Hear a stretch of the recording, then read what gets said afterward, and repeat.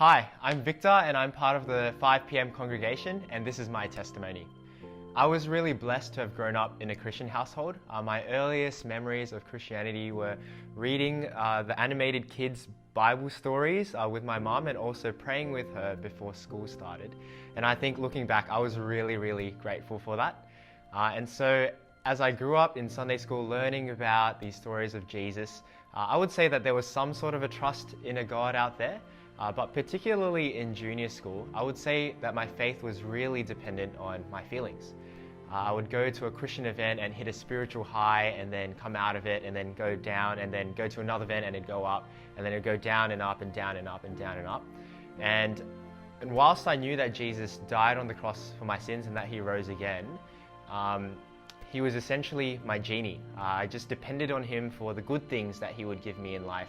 Good grades, a good ATAR, being good at sport, being liked at school, trying to get the school captain position, and all these things that I wanted on my own terms. And essentially I was loving a Jesus who I didn't really know, and I didn't want to be the Lord over everything over my life. And so it wasn't until senior school where two key experiences kind of challenged me.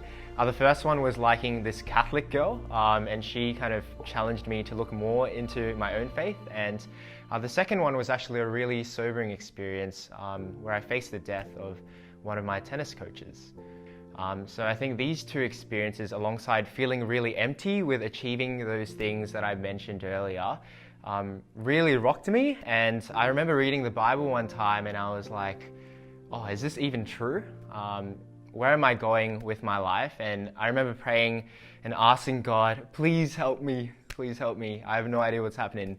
And in God's kindness, I went to this post-high school ministry called Connect, where God had showed me through his word that Jesus wasn't someone who wasn't just going to give me good things, but that he was actually going to fulfill my biggest spiritual need, my need to be right with God and give me true life.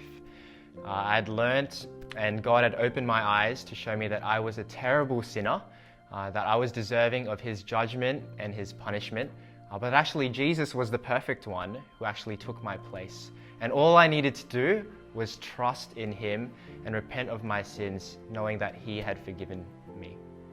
It was that, alongside looking at his resurrection, and the evidence played a significant part of that, in which it showed me that Jesus needed to be the Lord over everything over my life, not just the good things, but the good things and the bad things. And so, whilst I don't think I can pinpoint an exact moment as to which I would have been a Christian, I believe it was a gradual understanding of the gospel which God had kindly drawn me to himself and adopted me as part of his family, which I'm eternally grateful for. And that's my testimony.